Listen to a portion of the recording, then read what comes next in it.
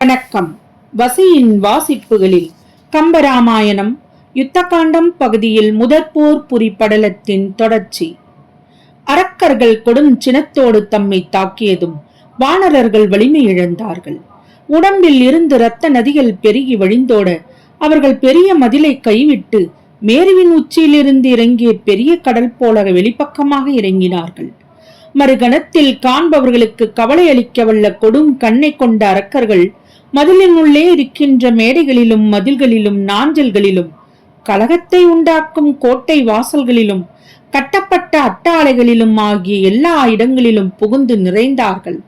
அதற்கெல்லாம் அரக்கர்கள் வந்து நிறைந்ததால் அங்கே அவர்களுக்கு முன்னராக தங்கியிருந்த பற்பல வானரர்கள் பூமியில் பெருக்கெடுத்து பாய்ந்த இரத்தக்கடலில் குதித்து நீந்திச் சென்றனர். சில வானரர்கள் நீந்த முடியாமல் அரக்கரின் அம்புகள் தம் உடல் மீது பாய்ந்ததால் வலியொடுங்கி உயிரும் ஒடுங்கினார்கள். சிலர் உயிர் தப்பும்படி ஓடினார்கள். வானரர்கள் வலியொடுங்கி ஓடுவதைக் கண்டு மதில்களின் மீது நிறைந்திருந்த அரக்க வீரர்கள் யுகாந்த காலத்திலே 3 உலகங்களையும் ஒரு சேர அழிப்பதற்கு காரணமான பெருங்கடல் ஆர்ப்பெடுத்ததைப் போல பேராரவாரம் செய்தார்கள். மேலும் மரக்கச்சேனை எங்கும் முரச வாக்கியமும் பெரிய முருடும் சங்க வாத்தியமும் எக்காலமும் ஆகுலி என்னும் சிறு பறையுமாகிய வாத்தியங்கள் முழங்கி பேரொளி செய்தன. அவ்வொளிவில்லை எய்யும் ஒளியுடன் சேர்ந்து அலைவீசுகின்ற கடலுக்கும் ஒரு கலக்கத்தை உண்டாக்கின. அப்போது படைப்பு கடவுளாகிய பிரம்ம தேவனின் 4 முகங்களில் இருந்தும் எல்லா உலகங்களிலும் வெளிப்பட்டு வந்தது போல வானத்தின் எல்லை வரையில் உயர்ந்து விளங்குகின்ற இலங்கையின் 4 வாயிலின் வழியாகவும் 4 வகை அரக்கச்சேனை பரவிய கடல் போல் வெளிப்பட்டு வந்தது. சதுரங்க சேனையில் உள்ள யானைகள் வாயில் வழியாக மலைகள் வருவது போல வெளியே வந்தன. அவைகள் ஒன்றோடு ஒன்று நெருங்கி வந்ததால் அவைகளின் மேல் நிறுத்தியிருந்த கொடிகள் ஒன்றோடு ஒன்று சுற்றி கொண்டன. அந்த நிலையில் யானைகள் தொடர்ந்து நடக்கவும் கொடி தொடுக்கப்பட்டுள்ள தண்டுகள் ஒடிந்து போயின. பொற்தேர்கள் யானைகளின் மதநீரால் தோன்றிய சேற்றிலே யுகாந்த காலத்திலே சண்டமாருதம் வீசுவது போல விரைந்தோடின. அப்போது தமது வலிமையை கொண்டு அத்தேர்கள் உறுதியுள்ள பூமியை பலமுறை தூளியாகச் செய்தன. பெரிய கடலிலே தாவி பாய்கின்ற அலைகள் வெளிப்படுவன போல குதிரைகள் கோபுர வாயிலின் வழியாக தாவி பாய்ந்து வெளியே வந்தன.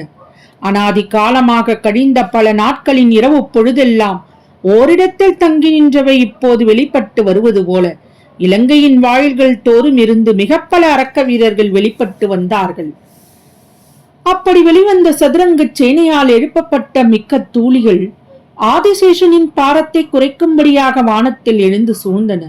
அங்கெனம் சூழ்ந்த தூளிகள் அண்டபித்தி பிற்படுத்தப்படியும் வலிய திசைகள் நிலைப்பெயரும்படியும் வானத்தில் தொத்திக்கொண்டு திரும்பாதவையாயின.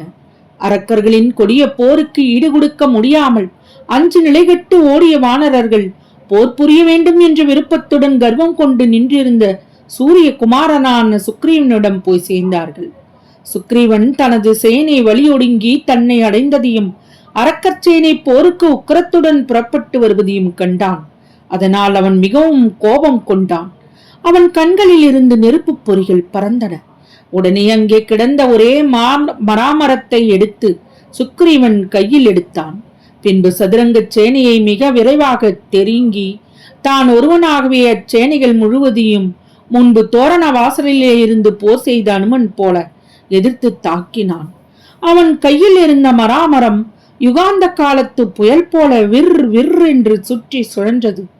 அப்போது தளர்ந்து போன வானர வீரர்களும் சுக்ரீவனுடன் சேர்ந்து கொண்டார்கள். அதே சமயம் அங்கே கொடிய அரக்கர்களும் போர் செய்வதற்காக வந்து சேர்ந்தார்கள். கடும் போர் மீண்டும் மூண்டது. வானரர்கள் வீசிய கற்களால் தாக்கப்பட்டு கணக்கற்ற அரக்கர்கள் உயிர் நீத்தார்கள்.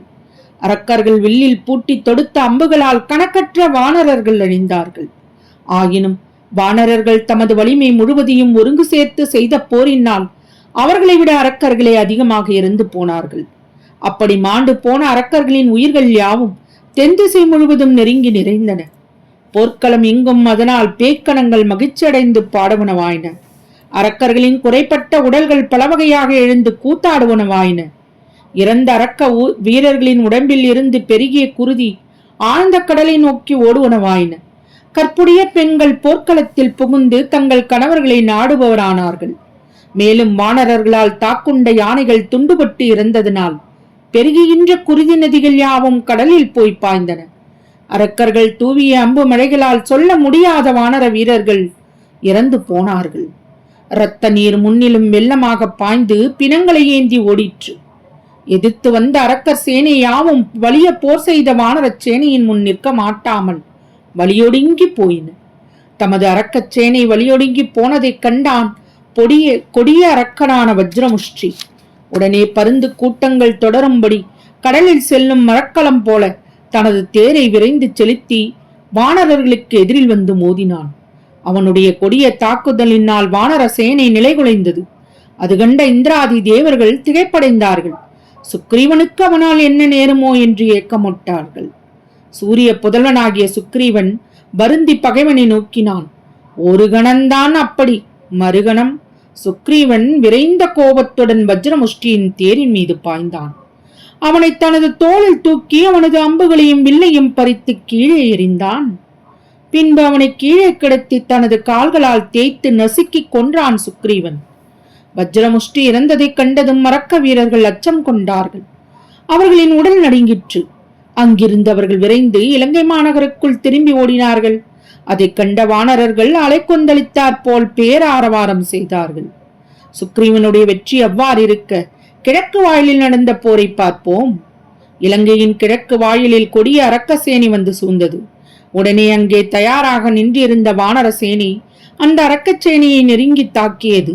அப்போது காலக்கூட விஷம் போன்ற அரக்கர்கள் சூலம், வாள், வேல், சக்கரம், தோமரம், பிண்டிப்பாலம், அம்பு ஆகியவைகளை மழை போல பொழிந்து வானரர்களை தாக்கினார்கள். அதனால் பற்பர வானரர்கள் காலும் வாளும் மறுப்புண்டார்கள். பதிலுக்கு வானர வீரர்கள் மலைகளையும் பெரிய மரங்களையும் கடுங்காற்று போல் விரைந்து அரக்கர்களின் மேல் வீசினார்கள். அதனால் பற்பல ராட்சதர்கள் சிதறுண்டார்கள். அப்போது அவர்களின் குதிரைகளும் யானைகளும் உயிரொழிந்து தரையில் விழுந்தன.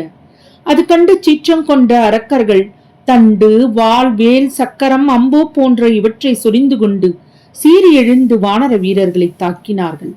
பகைவரின் படைகளால் தமது உடம்பில் ஏற்பட்ட புண்களில் இருந்து இரத்தம் பெருகி வழிய வானரர்கள் நெருங்கி ஓடினார்கள்.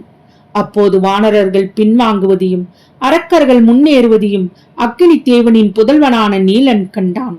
கண்கள் தீப்பொறிகளை கக்கின. விரைந்து வேரோடு ஒரு மராமரத்தை பறித்தெடுத்தான் நீலன். அம்மரத்தை அரக்கரின் கொடிய சேனை நொறிந்து போகுமாறு யுகாந்த காலத்து நெருப்பு போல கொடுமை தோன்ற வீசினான். நீலன் சுழற்சிய மராமரத்தின் தாக்குதலால் அரக்கர்களின் தேர்கள் சிதைந்தன. அத்தேர்களில் பூட்டியுள்ள குதிரைகளும் யானைகளும் யாளிகளும் சிங்கங்களும் உடம்பெல்லாம் புண்ணாக அழிந்தொழிந்தன. தேர்ப்பாகர்கள் புண்களை சுமந்து இறந்தார்கள். அப்போது அந்த பிராணிகளின் உடம்பில் இருந்தும் அந்த தேர்ப்பாகர்களின் உடம்பில் இருந்தும் பெருகி விழிந்த பச்சை ரத்தம் பல நதிகளாக பாய்ந்து சென்று கடலை நிறைத்தது. வானர வீரர்களின் கொடூரம் நிறைந்த தாக்குதலை தாங்க முடியாத அரக்கர்கள் பின்வாங்கி ஓடத் தொடங்கினார்கள். அச்சமயம் கொடிய அரக்கப்படை தலைவனான கும்பானு மிக உக்கிரத்துடன் போர்முனைக்கு வந்தான். வானர வீரர்களை முற்றும் அழிக்க எண்ணிய அவன் வெகு தூரம் செல்லும் அம்புகளை பிரயோகித்தான். அந்த அம்புகளால் வானர சேனை துண்டுபட்டது. கரடிகளுக்கு தலைவனும் 8 திக்கில் உள்ளவர்களும் மதிக்கப்படுவோனுமான வலிமை பெற்ற இடும்பன் அதனை கண்டான். உடனே ஒரு பெரிய மலையை பெயர்த்தெடுத்தான். அம்மலையோடு சீறி எழுந்து கும்பானுவின் முன் போய் நின்று அவன் மேல் வீசி எறிந்தான். அதனால் கும்பானுவின் வில்லும் தேரும் முறிந்தன.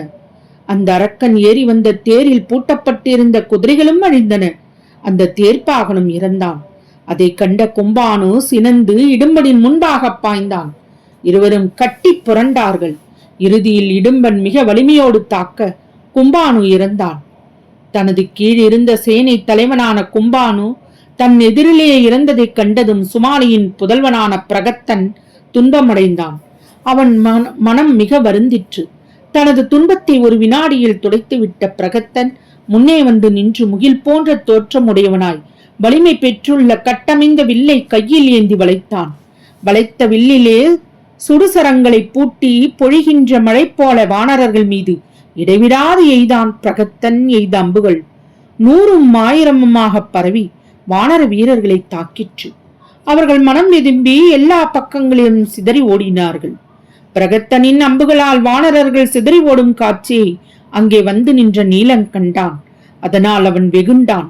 பக்கத்தில் இருந்த குன்றை பெயர்த்தெடுத்துக் கொண்டு அடுத்த கணம் யமன் போல சென்று எறிந்து அந்த அரக்கனுடைய சேனைகளை சிதைத்தான் நீலன். நீலனின் பராக்கிரமத்தைக் கண்ட பிரகத்தன் அவன் மீது தனது அம்பு மழைகளை சொரிந்தான். பிரகத்தன் ஏவிய அம்புகளால் நீலனின் கையில் இருந்த குன்று 100 கூறுகளாக சிதைந்து உதிர்ந்தது. தன் கையை விட்டு குன்று போனதும் நீலன் மீண்டும் அங்கிருந்த ஒரு மராமரத்தை வேரோடு பிடுங்கி எறிந்தான். இடி போல கர்ஜித்துக் கொண்டு அம்மரத்தை சண்டமாருதம் போல மிக வேகமாக பிரகத்தனின் முன் போய் நின்று சுழற்றினான். நீலன் மரத்தை சுழற்றிய வேகத்தால் பிரகத்தனுடைய வில்லும் துவசமும் தேரும் சிறு துகளாய் சிதறி ஓடின. தொடரும்.